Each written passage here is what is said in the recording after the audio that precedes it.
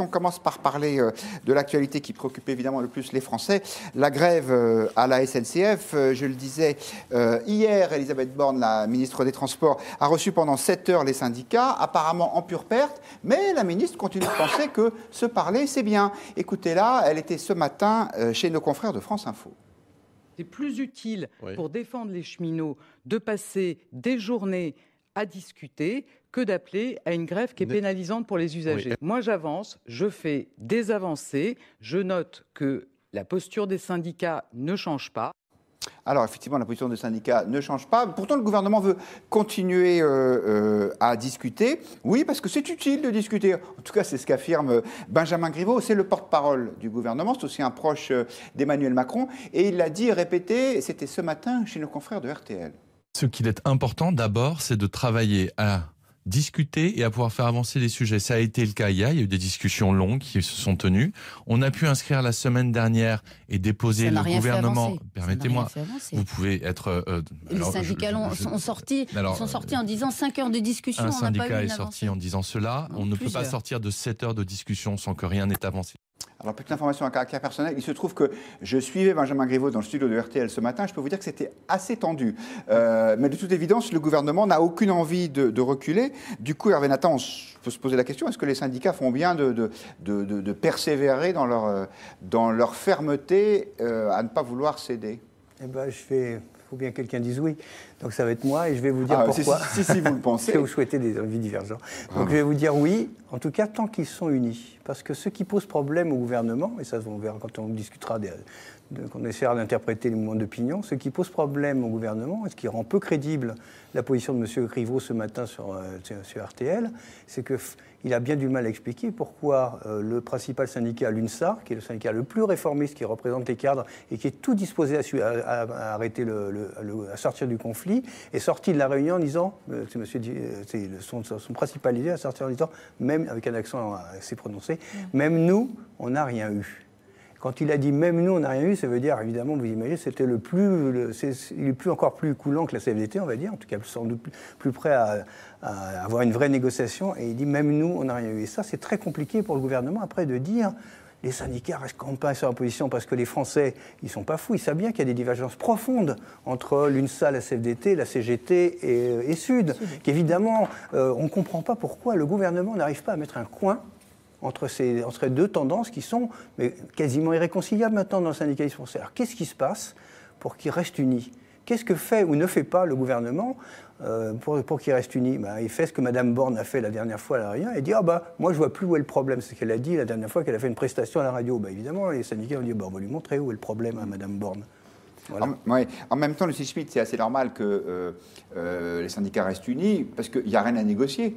Dès lors que le gouvernement dit il faut sortir du statut des cheminots pour ceux qui seront embauchés après, il faut ouvrir à la concurrence, et les syndicats ne veulent pas. Donc le dialogue de sourds, il peut continuer longtemps comme ça, non ?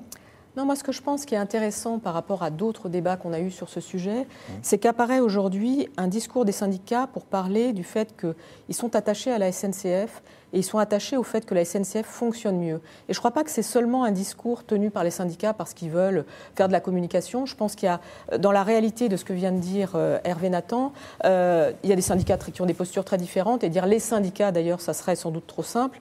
Et le gouvernement voulait isoler la CGT cheminot par rapport aux autres syndicats en se disant il y a des syndicats réformistes et puis il y a la CGT cheminot. Et là, ils ont réussi le contraire parce que le sujet, c'est quand on voit Elisabeth Borne, elle dit on discute 6 heures, mais ils discutent et en même temps, il y a la question des ordonnances et il y a le Parlement où de toute façon, la République En Marche fera passer tout ce que veut le président Macron et tout ce que veut le gouvernement. Donc le sujet, c'est est-ce qu'il y a de négociation ou est-ce qu'il y a une discussion qui est destinée en fait à gagner du temps pour le gouvernement de façon à ce que les usagers en aient marre de la grève et au fond mettent tout sur le dos des syndicats. Je crois qu'il y a un jeu de poker menteur avec ça. Donc on discute mais en fait on ne fait rien. Et ce qui est très intéressant par exemple c'est que sur la question, le gouvernement dit qu'il a avancé sur la question de la dette en disant on est prêt à reprendre la dette. il n'évoque aucune solution précise. Il dit juste sur le principe, on serait prêt, mais il faut que les syndicats renoncent pour qu'on soit prêt. Donc on voit bien qu'il y a quelque chose, et donc il y a quelque chose qui au fond relève du poker menteur. Le gouvernement ne propose rien et en quelque sorte veut essayer de paralyser les syndicats et de jouer la montre pour que les usagers se retournent contre les syndicats. Mais les usagers, moi je prends le pari, pourraient se retourner contre le gouvernement en comprenant qu'au fond il y a aussi un attachement des syndicats à un meilleur fonctionnement de la SNCF, mais sur d'autres bases. Je crois que je l'avais déjà dit ici, excusez-moi de me répéter, mais il y a ce contre-rapport qui a été préparé par la CGT. Alors quand on dit ça, on imagine que c'est un contre-rapport terrible qui dit qu'il faut rester où on est, etc. Il faut rien changer. Il y a changé. En fait, il dit des choses assez intéressantes, notamment sur le choix qu'il faut faire sur le rail par rapport à la route. Il parle du fret et pas seulement des voyageurs. Donc quelque part, les syndicats pourraient reprendre la main en dessinant une autre perspective. Et moi, je pense que c'est ce qui peut se passer dans les jours qui viennent. Alors, chers amis internautes, j'ai oublié l'essentiel, et l'essentiel, c'est vous, bien sûr. Vous pouvez nous donner votre avis sur Figaro Live et avec le hashtag Figaro Live, hashtag point de vue. Et d'ailleurs, c'est ce que vous avez commencé à faire. Heureusement, vous n'avez pas besoin de moi pour savoir ça. Pierre nous dit laissez faire la concurrence, tout simplement, tout comme les tarifs électriques après tout. Alors que Madeleine nous dit non, les syndicats ne doivent pas reculer, c'est l'avenir des services publics qui est en jeu. Et enfin, on laisse la parole à Georges. Fait-on mai 68 comme il se doit? On ne sait pas comment Georges veut fêter mai 68, mais en tout cas, ils veulent faire. Guillaume Bernard, je ne sais pas si vous aussi vous célébrez mai 68. En tout cas, vous avez l'air d'accord avec Lucille Schmid. Je partage une partie de l'analyse, absolument. Il me semble qu'on peut tout de même émettre l'hypothèse, et considérer qu'elle est vraisemblable, que le gouvernement, en fait, n'a pas du tout l'intention de négocier.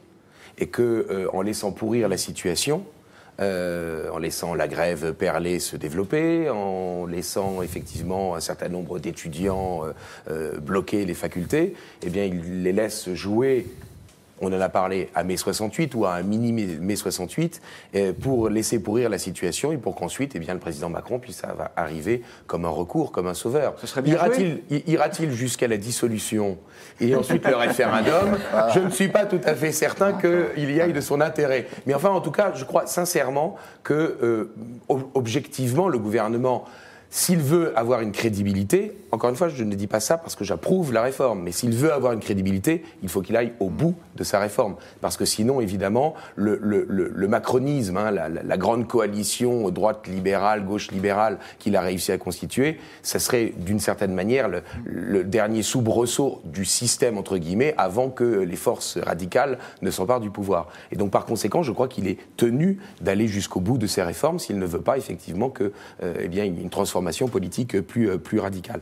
Là où, en revanche, je ne suis pas tout à fait d'accord, c'est que, me semble-t-il tout de même, il est quand même difficile de tenir le discours selon lequel les syndicats, en bloquant le service public, défendent le service public. Et en particulier lorsqu'ils handicapent les personnes les plus faibles, les plus pauvres, celles qui ont besoin, dans la France périphérique, de ces moyens de transport parce qu'ils n'ont pas, dans une famille, plusieurs automobiles, par exemple, et qu'ils sont donc extrêmement handicapés pour pouvoir se rendre au travail. Donc là, je crois que, évidemment, il y a une incohérence, me semble-t-il, dans leur discours. Peut-être pourrait-il tout simplement, sans attendre que l'exécutif ne fasse jouer le droit de réquisition, eux-mêmes assurer le service public minimum. Alors là, ils se mettraient l'opinion publique dans la poche. Si eux, ils assuraient vraiment le service public minimum, et là, ils seraient crédibles pour pouvoir dire on veut vraiment défendre le service public. Vous voulez que les syndicats prennent le pouvoir à la SNCF ? Non. Non, mais parce qu'en fait, ça ne veut pas dire ça. La question s'est posée. Alors, la question s'est posée parce que souvent, à chaque grève, ça pose, et chaque fois, nous, journalistes, on va chercher à comprendre pourquoi ça ne se fait pas. Et en fait, c'est totalement interdit. C'est-à-dire qu'en fait, le service minimum le service minimum organisé par les travailleurs eux-mêmes, c'est totalement interdit. Seule la direction de la SNCF peut ordonner d'abord, soit c'est le gouvernement qui ferait une réquisition, ça c'est une question, c'est la puissance publique, mais le fonctionnement des trains sur les rails, seule la direction de la SNCF a le droit de faire rouler des trains. Les syndicats n'ont aucune légitimité, aucun droit et seraient condamnables, se mettraient dans une situation juridique extrêmement difficile s'ils disaient on prend le pouvoir et on fait rouler les trains nous-mêmes. Ça pourrait être la première étape de la négociation. Mais là, on serait en 68. Là, pour le coup, vous cherchez à faire mai 68 sur le rail. Aux dernières nouvelles, le président Macron ne s'est pas encore envolé pour Baden-Baden. On a sondé les Français avec nos amis de Doxa pour Dentsu Consulting et Le Figaro. Alors, je fais la première question et ensuite c'est Benjamin Grange qui va faire l'analyse des points importants. Juste pour fixer le décor, une majorité de Français considèrent encore, en tout cas considéraient encore hier, parce que c'est le sondage date d'hier, que ce mouvement n'est pas justifié. 57% considèrent que le mouvement n'est pas justifié, mais pour autant, Benjamin, ils sont très divisés sur l'attitude que devrait adopter le gouvernement par rapport au conflit. Oui. Sur le fond, il n'y a pas de retournement de l'opinion. C'est-à-dire qu'ils sont toujours une très, très forte majorité à estimer que la grève reconductible à la SNCF est un mouvement qui n'est pas justifié. Et d'ailleurs, quand on avait posé la question le 23 mars dernier, ils étaient 58%, donc on est exactement dans les mêmes résultats. En même temps, quand on regarde ce qui se dit sur les réseaux sociaux, qui souvent sont une caisse de résonance de ce qui va se passer après, plus qualitative, on s'aperçoit que la grogne monte. C'est-à-dire, en d'autres termes, alors après, qui parle? Évidemment, ceux qui ont le plus intérêt à parler, c'est-à-dire les syndicats. Et c'est là qu'on voit que la bataille, finalement, et cette négociation, et la bataille de l'opinion publique, elle se joue aussi sur les réseaux sociaux. Parce que la lutte, elle se fait aujourd'hui avec les cheminots qui se sont organisés et qui inondent les réseaux sociaux de messages en leur faveur. Alors évidemment, après, ils sont rejoints par des gens qui sont contre le gouvernement, la défense du service public. Enfin, il y a un mélange de genres qui fait qu'il y a énormément de conversations qui sont pour, finalement, les cheminots sur les réseaux sociaux. Mais alors, qu'est-ce qu'on décode de tout ça? Il faut aller un petit peu plus loin et notamment regarder l'attitude des Français. Aujourd'hui, il se trouve que cette grève, elle pénalise déjà presque un Français sur 3. En Île-de-France, ils sont même 1 sur 2 à dire, et parmi ceux-là, il y a aussi des jeunes, à dire cette grève, elle nous pénalise. Et donc, face à ça, il y a un mouvement qui est un message clair pour le gouvernement, c'est négocier. Et d'ailleurs, quand on leur pose la question, est-ce que le gouvernement devrait, qu'est-ce qu'il devrait faire, qu'il devrait avoir comme attitude? Eh bien, ils disent oui, il y en a 51% qui souhaitent que le gouvernement fasse des concessions. Alors 51%, c'est une très courte majorité, mais c'est dire, voilà, négocier sur le sujet. Et en fait, en filigrane de ça, il y a cette grande crainte de revivre finalement les grandes grèves de 95. 60% aujourd'hui des Français pensent que ce mouvement pourrait conduire à un blocage généralisé, d'où cette attitude de très grand soutien au gouvernement, indéfectible jusqu'à présent, mais en même temps, le fait de dire négocier pour qu'on sorte de cette situation. Alors, ce qui est intéressant, Hervé Nathan, c'est que quand on regarde l'attitude des Français sur cette question, est-ce qu'il faut négocier ou est-ce qu'il faut céder, pour faire court, pas céder sur toute la réforme, mais une partie, il y a un clivage droite-gauche qui est clair, ça c'est pas une surprise. 71% des sympathisants de droite considèrent que le gouvernement doit tenir bon, mais à La République En Marche, si je puis dire, ils sont encore plus à droite, ou en tout cas encore plus réformateurs que la droite. Ils sont 78% à penser que le gouvernement doit tenir bon, alors qu'à gauche, c'est exactement la proportion inverse. Ça vous surprend pas, j'imagine? Est-ce que ça veut dire qu'en matière économique, Macron est de droite, pour faire court? Il est libéral, il n'est pas de droite. Alors là, le spécialiste... je veux bien faire. Disons qu'il est libéral avec une tendance de droite, on va dire. Oui. En fait, ça m'a surpris. C'est-à-dire, ça m'a surpris que, aussi, sur une question, qu'on voit réapparaître le clivage droite-gauche de façon aussi nette, alors que quand même, depuis 18 mois, nous vivons sur l'idée que le président de la République a bousculé, a renvoyé ce clivage aux oubliettes et qu'un nouveau paysage politique est apparu. En fait, quand on regarde les soubassements et quand on regarde la politique réelle, parce que finalement, cette réforme de la SNCF, c'est la politique réelle, c'est la politique publique telle que sur le programme, etc., sur les idées, on a déjà discuté de ça la semaine dernière, et qu'est-ce qu'on voit apparaître? Ben non, finalement, il y a une France de gauche, une France de droite. Alors, elles sont inégales, j'imagine, puisque je pense que la droite, si on inclut LRM, ça doit être quand même majoritaire dans le pays, enfin en termes d'opinion, on ne se fait pas d'illusions, mais il y a la droite et la gauche, ça existe encore dès qu'on gratte. Voilà, et qu'il y a peut-être une illusion qui est en train de se dissiper. Je rappelle qu'on a déjà eu, je vais aller rapide, nous avons déjà eu deux épisodes où on pensait qu'on allait dépasser le clivage gauche-droite. C'était en 58 avec le général de Gaulle. Ça s'est fracassé en 68, pour ce qui veut dire, parce que le général de Gaulle, c'est pareil. Il a dit, je vais faire des choses qui dépassent, pour l'avenir du pays, et je vais dépasser le capitalisme. C'était pas dépasser l'opposition entre le capital et le travail, etc., le communisme. Mais ça s'est fracassé parce qu'à force de faire des politiques antipopulaires, ça finit par faire apparaître le clivage gauche-droite. Et le deuxième, c'était Valéry Giscard d'Estaing, démocratie française, 2 Français sur 3, ça s'est fracassé aussi. Encore un mot sur ce sondage, parce qu'il est intéressant. Guillaume Bernard, Au Front National, c'est exactement 50-50, ce qui montre bien qu'en fait, la droite, c'est compliqué, ou il y en a plusieurs. Alors, je crois qu'il y a une droite, mais qu'en revanche, il y a, je dirais, un éparpillement de la droite entre les différents partis politiques. Et qu'effectivement, il y a des électorats composites pour chacun des partis politiques. Non, ça vous surprend qu'au Front National, on soit très divisé chez les sympathisants sur cette grève? Non, ça me surprend moins que pour les chiffres qui ont été donnés pour LREM, parce qu'en l'occurrence, on sait bien que l'électorat du Front National est traditionnellement un électorat droitiste, un ancien électorat RPR, et un électorat populaire qui, lui, peut venir effectivement aussi de la gauche. Et donc, par conséquent, il y a des soubassements sociologiques qui expliquent ce partage et cette fracture. Un dernier mot sur ce sujet, Lucille Schmid.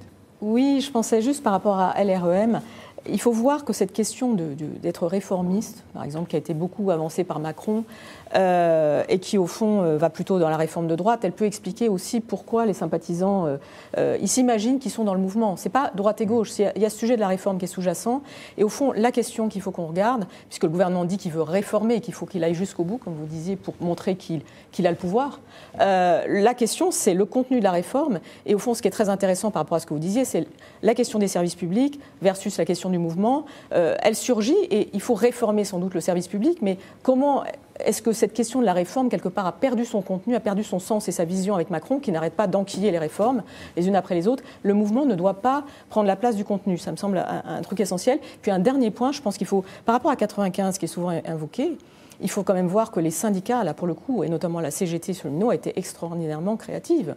C'est-à-dire qu'elle a répondu aux ordonnances en faisant la grève perlée, et que le gouvernement pensait, notamment Édouard Philippe pensait qu'il allait, au fond, coincer les syndicats, et que là, il se retrouve dans une situation où il y a une négociation qui n'est pas autour de la table, mais où quelque part, chacun est sorti des cadres habituels de son rôle. Je trouve ça très intéressant. Les syndicats ont été créatifs aussi. Alors, c'est vraiment un bonheur de lire vos réactions, d'abord de vous écouter, Charles Schmid, et ensuite d'écouter les réactions des internautes, ou plus exactement de les lire, parce qu'il y a vraiment tous les points de vue possibles, mais tu sais, quand même vraiment argumenté. C'est Richard qui nous dit que le gouvernement doit négocier avec les syndicats réformistes, mais pas avec la CGT qui n'a pas la culture de la négociation. Alors Gilles nous dit, vive les trains européens, nouvelle ligne européenne est donc moins chère, donc lui il est carrément pour l'ouverture à la concurrence, vive la réforme. François dit, nous les retraités, nous soutenons les cheminots de toutes nos forces. Nous avons été humiliés par ce président méprisant. FC est contre la grève qui ne se justifie aucunement, car cette réforme n'est rien d'autre qu'une parodie de réforme. Alors effectivement, ça n'arrange pas la situation. Xavier nous dit, la réforme que le président Macron veut instaurer, elle a été faite en Angleterre. Au final, regardez, une envolée des prix de plus du triple. Et Nico est assez d'accord et dit, mais pourquoi ne pas renégocier avec Bruxelles cette ouverture à la concurrence forcée? Claude est exactement d'un avis inverse. Macron est trop gentil avec les cheminots. Il faut durcir le ton et être implacable vis-à-vis des syndicats. DPA qui nous dit, la grève me pénalise car je double mon temps de trajet. Mais je soutiens ce mouvement de grève à 100%, tandis que Lucas nous dit, et c'est sur la dernière intervention, le gouvernement négocie, mais comment négocier quand, en face, les syndicalistes ne veulent qu'une seule chose, le retrait pur et simple du projet? Et bien, continuez à débattre, c'est sur hashtag Figaro Live, hashtag point de vue, vous en avez et on est ravis de les écouter. Peut-être le sujet suivant vous inspirera-t-il aussi. C'est un autre sondage qui nous en a donné l'idée.